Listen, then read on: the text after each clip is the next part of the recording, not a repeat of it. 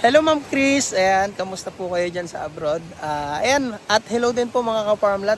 So right now, bibidyoan ko po yung nare-recommend ko sa inyong lote, yung lot 2 natin. Ano po? So, ayan mga farmlat, pakita ko sa buyer natin na gustong kumuha. Hindi po makatripping kaya bibidyohin ko na lang po mga ka-farmlat. At yun, update na rin sa mga available pa rito. Ano po? Ayan, kanina mga ka-farmlat din po sa property. May mga nakakilala sa atin na as a vlogger, nagpa-picture po. At yun, tutuwa rin doon sa motor nating dala. Ayan, siguro na pagkamalan tayong motor vlogger. Ayan mga ka-farmlat, so ayan, balik po tayo. Ipapakita ko na po yung ating mga available pa dito. Pakita ko po pala muna mga ka-farmlat yung mga feature at highlights ng property for sale na po natin dito. Ubus na po agad yung unang 7 lote na sinubdivide dito. So, ayan, napilitan na po na mag-re-open ng 5 lots na natitira. Kasi ang kabuuan nito totally ay 2 hectares. So, yung una pong sinubdivide ay yung 1 hectare pa lang. So, ngayon, pati po yung natitira ay sinubdivide na rin into 5 cuts mga ka-farmer. Naparaan kita tuturo ang makaraos. Bakit ka nagparamdam? Siguro di na kayo nilanggap. Kaya di niya alam ang iyong alaga. Kung gano'n ka kalinamdamin, iwas yung pangmamakap na di halata. Ang hirap ng magpabaya kapag tawag na ng laman ng nagpadya. Makipaglangit o para walang langyaw. Mata sa mata, bibig sa bibig. Mga ingay na tayo lang dalawa nakagingay. Nakalam na umitim sa kanya. Pero ba't wala ka na pagsabit ng umaga? Diyan ka na naman, ba't di ko maiwasan? Tumingin sa iyong liwanag. Nadarang na naman sa iyong apoy. Bakit ba laging hinahayaan? Diyan ka na naman, ba't di ko maiwasan? Tumingin sa iyong liwanag. Nadarang na naman sa iyong apoy. Handang masaktan kung kinakailangan.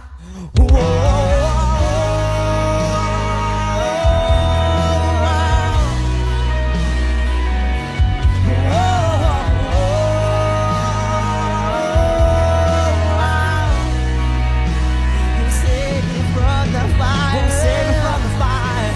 Won't save me from the soul. Won't save me from the fire.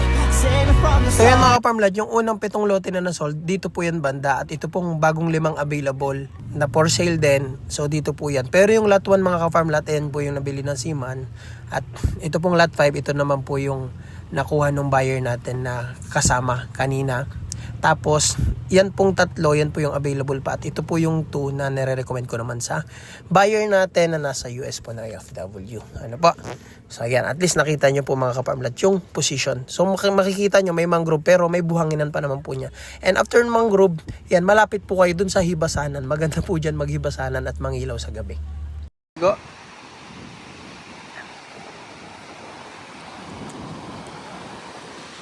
Nagustuhan po ng buyer na kasama natin mga ka-farmlat yung lot 1. Ayan. Nagustuhan po nila. Ayan. So, ayun, si Ma'am Chris pala. Ma'am, yung property po na nire-recommend ko po sa'yo dun. So, bali Ma'am Chris, ito po ay lot 1. So, ayan. Na-tripping na pa ng buyer, parang gusto na po ito. Ito yung lot 2. May buyer na, lot 3 may buyer na, lot 4 may buyer na, lot 5 may buyer na, lot 6 may buyer na, lot 7 may buyer na. Ano po? So, yan po yung unang phase. Yung lot 1 po, may buyer na Seaman.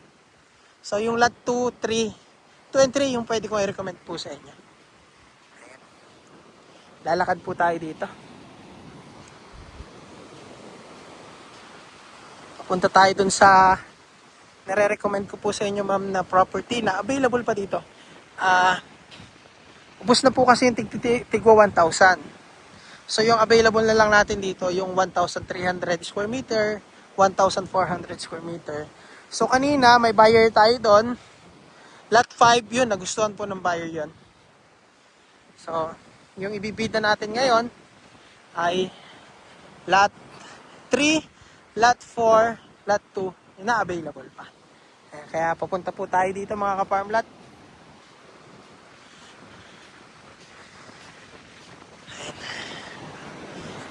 So yung buyer po natin nandyan, yung buyer natin ng lot 1 na yun.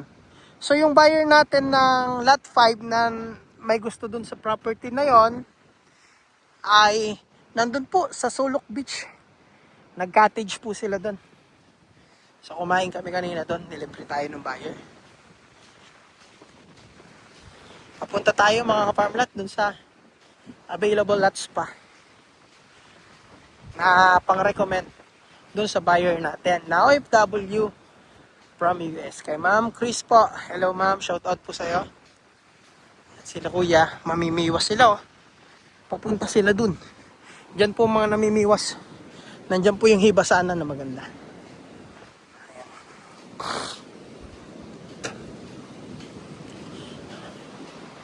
Ayan. Ito na. May bata. Naglalaro ang bata.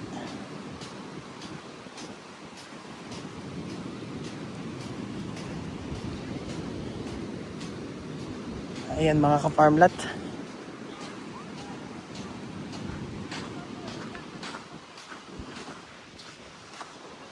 Pulot. So, yan. Ito mga ka-farmlat ay every lot dito ay may frontage po na 22 meters. So, yan po yung muhon dito. Yan po ay muhon ng lot 1. Dito sa second phase. May buyer na po yan yung Seaman. Ano po? Ito, lot 1 po ito. So, yung lot 2 natin, eto. Yan. Yung nire-recommend natin sa ating buyer na OFW. Yan. Tapos, open area po siya. Ayan. Tapos, ito po yung lot 3. Ito mga ka-farm lot 2, lot 3, yan, yung lot 4 nandun. So, ayan siya.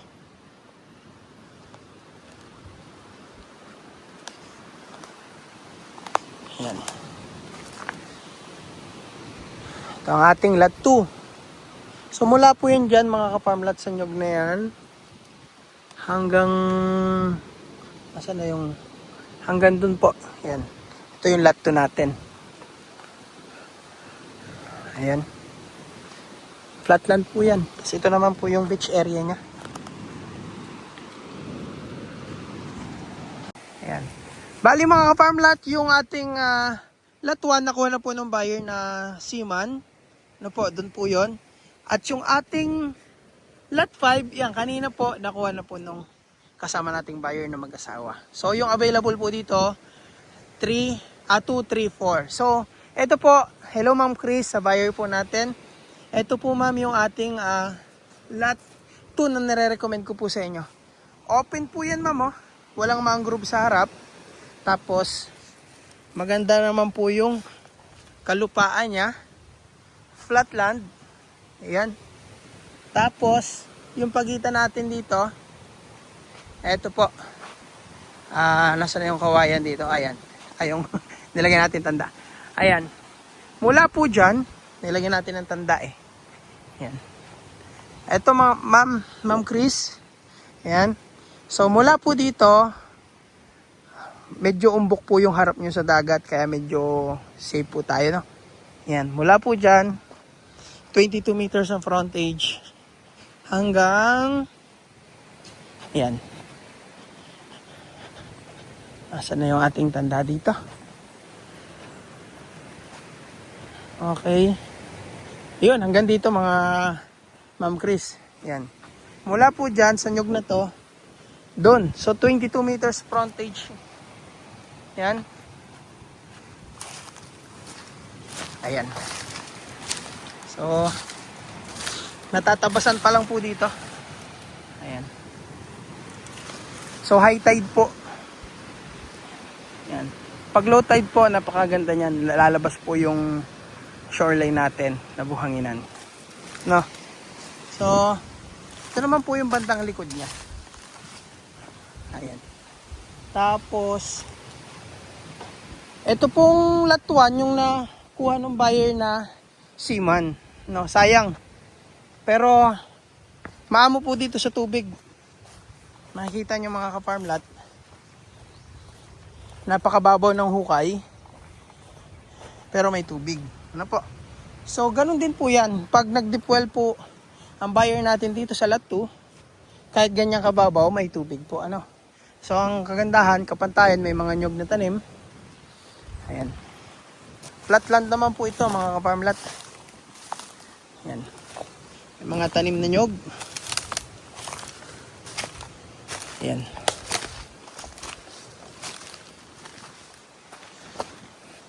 Oops. Ayan, ito yung lupa dito sa loob. May mga pusngo-pusngo po siyang ganyan. Ayan. Ayan, ito ang ating lot 2. Ayan. So yun mga ka-farm lot 3 na po yan. Tsaka lot 4 doon. So yung lot 3 natin, okay rin po siya. Makikita nyo naman yung lot 3. May pwesto ng bahay. Pang loob. Ayan. So, natabasan na dito.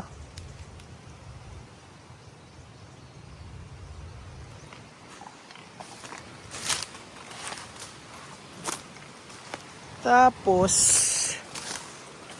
yung 3, ayan, sa mga buyer po na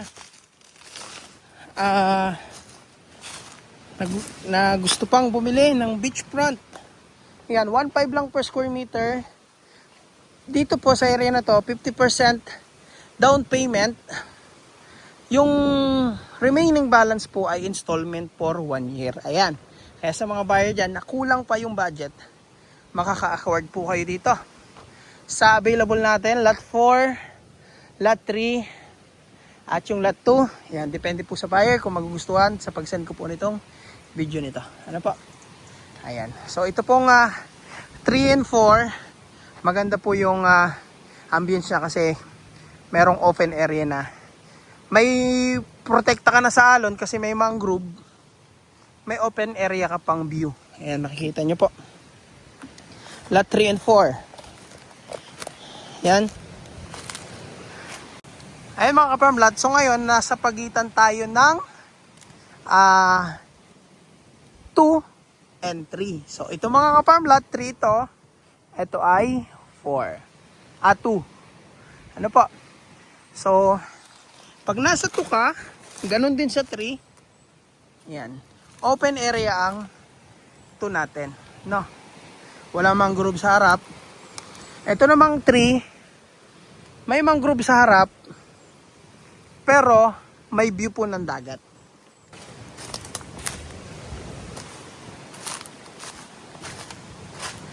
Ito yung ating 4. Ayan mga ka-farm lot, nasa pagitan tayo ngayon ng 3 and 4. So ito yung 3. Yan, may open area po siya na view. Nakikita nyo naman. Ayan. Tapos ito yung kalupaan ng 3. No? Basta mga ka-farm lot, yung kalsada ililipat sa likod. No? Ito naman mga ka-farm lot, yung 4. Saka po itong bahay na to. Yan po ang 4 natin. At ito namang 5 natin, sold out na po yan. Kanina lang. Na tripping na po nung buyer. So, sa online pa lang gustong gusto na. Nasend ko yung property. Pero, pinabisita po natin. Gusto pa rin. So, para sa kanila po talaga itong ating lot 5. So, available natin mga ka-farm lot. Ito pong lot 4, 3, 4, 3, tapos yung 2. Ayan, depende po ka sa buyer natin kay Ma'am Chris kung magustuhan. And yung 1, sold na po yan. Seaman po ang buyer natin. Ayan. So, yan mga ka-farm lot. Ang terms po nito, 100,000 ay reservation. Then, 50% down payment para dito sa property. At yung 50% installment po yan. So kahit down pa lang po kayo, kung gusto nyo, kahit 50% pa lang yung down nyo, kung gusto nyo maglagay na ng kubo, gusto nyo namang tubera, pwede naman po. Ano po? Ayan. Again mga ka-farm lot, lot 5 sold, lot 4 available, ito po yung 3, ito po yung 2, ayan sa buyer nating OFW from US kay Ma'am Chris po. Ayan. At yung 1 sold na po sa buyer nating Seaman. Ayan po. So ayan mga ka-farm lot.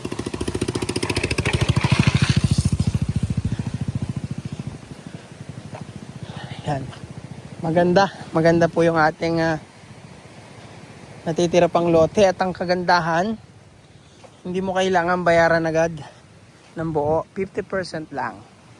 Ayan. Installment for 1 year yung remaining na 50%. Ano po? So, clean title po ito mga ka-farm lot. No encumbrances po. Malinis na malinis yung title natin dito. Ayan. So, ito po, foreigner naman po ang nakakuha nito mga ka-farm lot. Itong ating lot 7. At yun mga ka-farm lot, ibibida ko po pala yung available pa mga ka-farm lot na property, yung ating lot 1. So yan, punta po tayo. So, maliwalas na po dito kasi nalinisan na. Ayan o. So ito yung nakuha nung buyer natin, lot 6. Ito. Pinay po, ang asawa po ay foreigner. Ayan. So yung nakakuha naman po ng lot 5 ay buyer po na Pinoy, vlogger po, bata pa. Mga ka-age lang po natin. Tapos yan. Ayan, special thanks po sa buyer natin, lot 5 na kasama natin kanina. Ayan, salamat po sa pagpapakain sa atin. At yun, napakabait po at binigyan pa tayo ng 2,000 na pagsama natin sa tripping. Yan, maraming salamat po sa buyer natin. Appreciated po. So, ayan mga kapamlat, maraming salamat po sa mga gusto pong mag-avail. Mayroon pa pong 3 available dyan. So, malaman nyo po kung magustuhan yung lot 2 natin. So, ayan mga kapamlat, maraming salamat and dagsang biyaya po sa inyo lahat. Naparaan kita tuturo ang makaraos. Bakit ka nagparamdam? Siguro di na kayo nilanggap, kaya di niya alam ang iyong alaga. Kung gano'n kakalit ang daming iwas yung pangmamakap na di halata. Ang hirap ng magpabaya kapag tawag na ng laman ng nagbansa. Bakit ang langit ko parang walang kanya? Mata sa mata, bibig sa bibig.